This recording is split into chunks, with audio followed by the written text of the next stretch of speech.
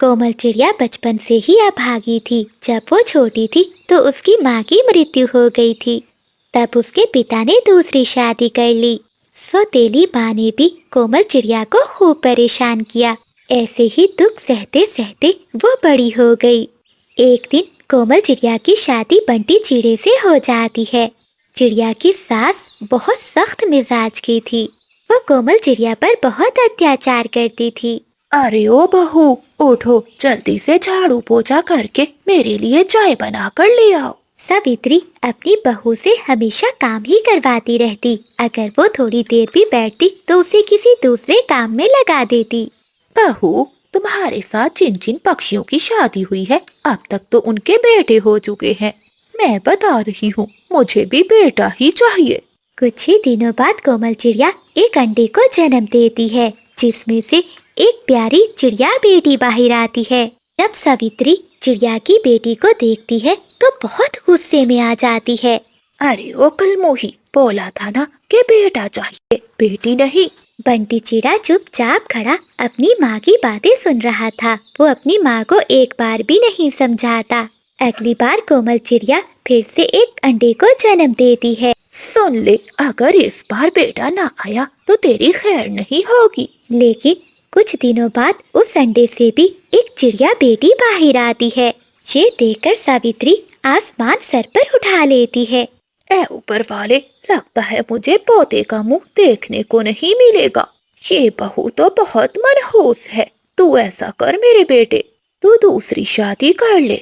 माँ, इसमें कोमल की कोई गलती नहीं है। एक बार फिर से इंतजार करके देख लेते हैं। अब की बार तू जैसा कहेगी मैं वैसा ही करूँगा।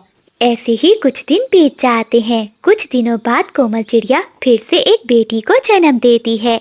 निकल जा, मेरे घर से निकल जा और अपनी तीनों बेटियों को भी लेकर जा। अब मैं तुझे इस घर में नहीं रख सकती। ऐसा कहते हुए सावित्री अपनी बहू और उसकी 3 बेटियों को घर से निकाल देती है।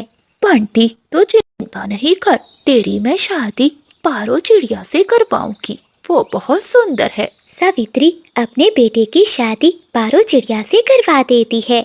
बेचारी कोमल चिड़िया अब कहाँ जाती। वो अपनी 3 बेटियों को लेकर सामने वाले पेड़ पर एक तिनकों का घर बनाकर रहने लगती है। कोमल चिड़िया अब जंगल के पक्षियों के घरों में झाड़ू पोछा करने लगी थी। इसी तरह वो अपनी बेटियों का पेट पालती थी। कोमल चिड़िया के सामने ही बंटी चिड़ा अपनी दूसरी पत्नी के साथ रहता था। सावित्री अपनी दूसरी बहू का बहुत ख्याल रखती थी। ऐसे ही कुछ महीने बीत जाते हैं। कुछ महीनों बाद पारो चिड़िया के अंडे से एक बेटा पक्षी बाहर आता है। ये देखकर सावित्री तो बहुत खुश होती है। वो घर के बाहर जाती है और कोमल चिड़िया को सुनवाने लगती है। बहू हो तो ऐसी, बहुत भाग्यशाली बहू है मेरी। जरा देखो तो, आते ही पहले बेटे को जन्म दिया है, और ये दूसरी कमबख्त बहू है कि घर से निकाल भी दिया फिर भी पीछा नहीं छोड़ती। अपनी काली छाया सुबह शाम हम पर डालती रहती है। कोमल चिड़िया जब ये सारी बातें सुनती है तो उसे बहुत दुख होता है। कोमल चिड़िया दिन रात पक्षियों के यहाँ काम करती थी, मगर उसे इतने पैसे नहीं मिलते थे जिससे उनका परिवार पेट भरकर भोजन खा सके। मेरी बच्चियों, तुम्हें और भूख तो नहीं लगी? माँ, लगी है, थोड़ा सा तो भोजन था, पेट भी नहीं भरा। ये सुनकर कोमल चिड़िया बहुत उदास हो जाती है। कभी कभी पारो चिड़िया भोजन ज्यादा बनाती थी और वो चुपके से अपने घर के बाहर भोजन रख दिया करती थी, जिससे कोमल की बेटियां वो भोजन उठाकर ले जाया करती थीं। एक दिन सावित्री उन तीनों बेटियों को भोजन उठाते हुए देख लेती है। अरे पापा, तुम अब तीनों यहाँ का भोजन खाओगी? क्या तुम्हें पता नहीं है कि तुम्हारी माँ को क्यों घर से निकाला था मैंने? तुम्हारी वजह से, तुम तीनों बेटियों की वजह से। ये बात सुनकर मीना, मुन्नी और चुन्नी के तो होश उड़ जाते हैं।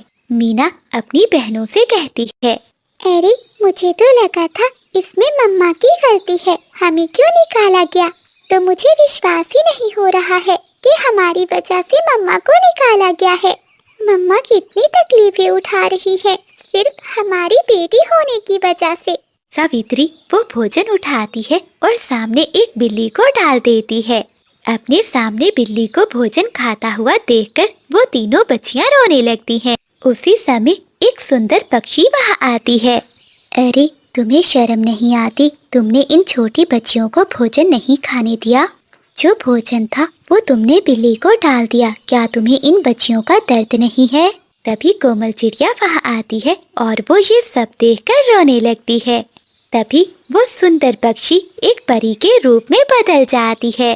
परी सावित्री से कहती है, अभी तुरंत तुम कोमल चिड़िया के रूप में बन जाओ। अब तुम कोमल चिड़िया बनकर रहोगी। तभी एक जादू से सावित्री कोमल चिड़िया में बदल जाती है। फिर परी कोमल चिड़िया से कहती है, आज से तुम सावित्री के रूप में रहोगी। परी के ऐसा कहते ही कोमल चिड़िया सावित्री में बदल जाती है।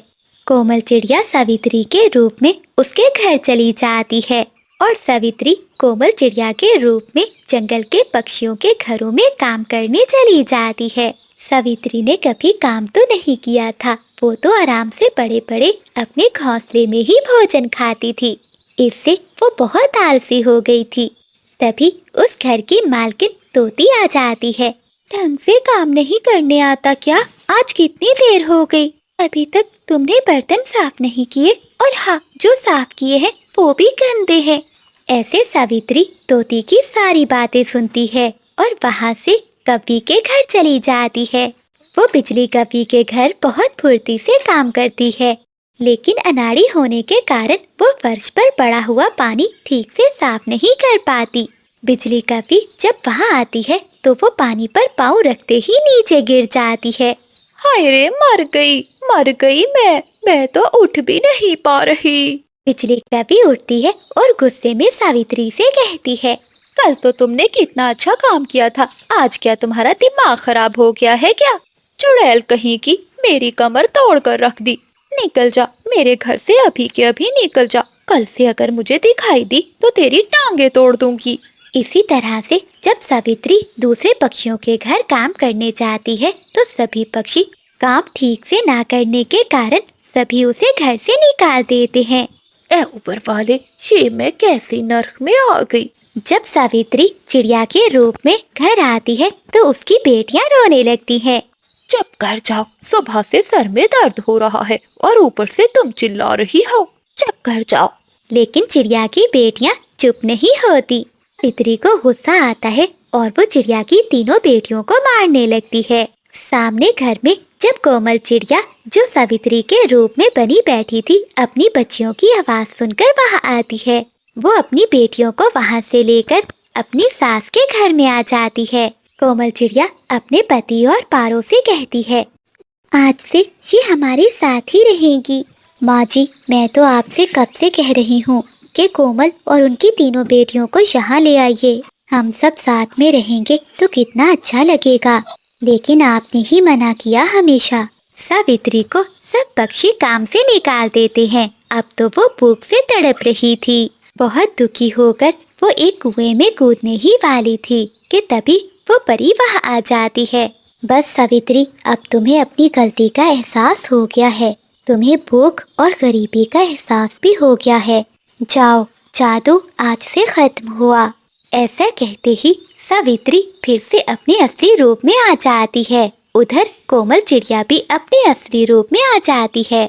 ये देखकर सब हैरान हो जाते हैं। तभी सावित्री वहाँ आती है और चिड़िया से माफी मांगती है। कोमल बहू, अब हम सब मिलकर रहेंगे। मैं तुम्हें कभी दुख नहीं दूंगी। कोमल चिड़िया की माँ उसे जन्म देते ही मर गई थी। कोमल के पिता बहुत दुखी थे। उसे कुछ भी समझ में नहीं आ रहा था कि वो अब क्या करे। कोमल चिड़िया को अब देखभाल की जरूरत थी। बेटी, न जाने तेरी किस्मत में क्या लिखा है। तेरे जन्म देते ही तेरी माँ चल बसी। अब बिना माँ के तेरा क्या होगा। कोमल को एक माँ की जरूरत थी, इसलिए उसका पिता पारो चिड़िया से शादी कर लेता है। पारो चिड़िया कोमल चिड़िया के साथ सौतेला व्यवहार करती थी और उसके पिता के सामने वो एक अच्छी माँ बनने का नाटक करती थी। कोमल चिड़िया इसी तरह बड़ी होने लगी। पारो चिड़िया के अपने 2 बच्चे होते हैं, एक बेटा और एक बेटी। वो अपने बच्चों को तो पेट भरकर भोजन देती है और कोमल को थोड़ा सा भोजन देती थी। कितना खाती है ये कमबख्त। बस कर, अब उठ जा, जाकर झाड़ू पोछा कर। बस अभी करती हूँ माँ। छोटी उम्र में ही कोमल चिड़िया अपने घर के सारे काम करने लगी। ऐसे ही कई साल बीत जाते हैं। पारो, हमारी दोनों बेटियां अब बड़ी हो गई हैं। मैंने कोमल के लिए एक चिड़ा देखा है, वो बहुत अमीर है। हमने तो जैसे तैसे दिन गुजार लिए, लेकिन मैं चाहता हूँ कि हमारी बेटियां अच्छी जिंदगी गुजारें। कल ही चंदू चिड़ा कोमल बिटिया को देखने आ रहा है। ये सुनकर पारो तो जल भुन जाती है। क्या कहा पति जी? अमीर चिड़ा है, लेकिन कोमल को तो कुछ भी नहीं आता जाता। अगर इतने बड़े घर में जाएगी तो हमारी नाक ही कटवाएगी। पारो, तुम ये सब क्यों कह रही हो? अगर उसे कोई काम नहीं आता तो तुम उसे सिखा दो। अगली सुबह हो जाती है। चंदू चिड़ा अपनी माँ को लेकर आ जाता है, लेकिन पारो चिड़िया अपनी बेटी पिंकी चिड़िया को सामने ले आती है। बहन जी, ये देखो मेरी बेटी, इसे सारे काम आते हैं। कोमल का पिता बहुत मजबूर हो गया था। वो उन सबके सामने कुछ भी नहीं कह सकता था। पारो बहन, हमें आपकी बेटी बहुत पसंद है। इस तरह पिंकी चिड़िया की शादी चंदू चिड़े से तय हो जाती है। जब चंदू चिड़ा अपनी माँ को लेकर चला जाता है तो कोमल का पिता अपनी पत्नी से कहता है, पारो, ये तुमने क्या किया? कोमल बड़ी है, पहले उसकी शादी होनी चाहिए। सुन लो पति जी, वो चिड़ा मेरी बेटी के लायक है, और मैंने कब कहा कि पहले पिंकी की शादी होगी? आप पहले अपनी बेटी की शादी कर दें। पिताजी, आप चिंता नहीं करें। अगर बहना की शादी से पहले मेरी शादी करना आपके लिए जरूरी है तो आप किसी भी चिड़े से मेरी शादी कर दें, मुझे कोई आपत्ति नहीं। बेटी, ये तो क्या कह रही है? मैं कैसे किसी चिड़े के साथ तुझे ब्याह सकता हूँ? पति जी, मेरी बहन ने एक रिश्ते के बारे में बताया है। वो चिड़ा बहुत सुंदर है और अच्छी नौकरी भी करता है। तो ठीक है पारो, मैं अपनी बेटी की शादी उसी चिड़े के साथ कर देता हूँ। बंटी चिड़े के बारे में अच्छा बताकर पारो चिड़िया कोमल की शादी उससे करवा देती है और अपनी बेटी पिंकी की शादी चंदू चिड़े से करवा देती है। कोमल, मेरा घर तो छोटा है, लेकिन मैं तुम्हें कभी कोई दुख नहीं दूंगा, हमेशा खुश रखूंगा। कोई बात नहीं बंटी जी, घर बेशक छोटा हो लेकिन हमेशा खुशियों से भरा होना चाहिए। कोमल, जब मैं जंगल में सब्जियां बेचने जाऊंगा तो तुम्हारा मन लग जाएगा ना? लेकिन पति जी, आपकी तो नौकरी है ना, आप सब्जियां बेचने क्यों जाएंगे? नहीं कोमल, मेरी कोई नौकरी नहीं है। मैं तो जंगल के बाजार में सब्जियां बेचता हूँ। ये बात मैंने पहले ही तुम्हारी माँ को अच्छे से बता दी थी। ये सुनकर कोमल चिड़िया बहुत दुखी होती है। वो जान गई थी कि उसकी माँ ने झूठ बोलकर उसकी शादी करवाई है। कोई बात नहीं पति जी, हम मेहनत करेंगे, देखना आपको भी बहुत अच्छी नौकरी मिल जाएगी। जब कभी भी कोमल चिड़िया अपनी माँ और बहन से मिलती तो वो उसका मजाक उड़ाती। अरे क्या हुआ पिंकी, ये तुम कितनी कमजोर हो गई हो? क्या तुम्हारा पति कोई काम नहीं करता? हाँ हाँ माँ, लगता है बहुत मजे कर रही है बहना। पिंकी, तुम जानती हो जो चिड़ा मुझे देखने आया था, माँ ने तुम्हें दिखाकर उसकी शादी तुमसे करवा दी और मेरे नसीब का सुख तुम्हें दे दिया। और हाँ, अगर मेरे नसीब में हुआ तो मुझे तुमसे भी ज्यादा मिलेगा। चुप कर जा कोमल, तू उस भिखारी चिड़े के लायक ही थी। कोमल चिड़िया घर जाकर सारी